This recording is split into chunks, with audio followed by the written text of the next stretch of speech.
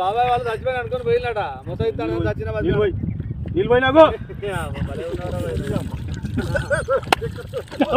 దీనికి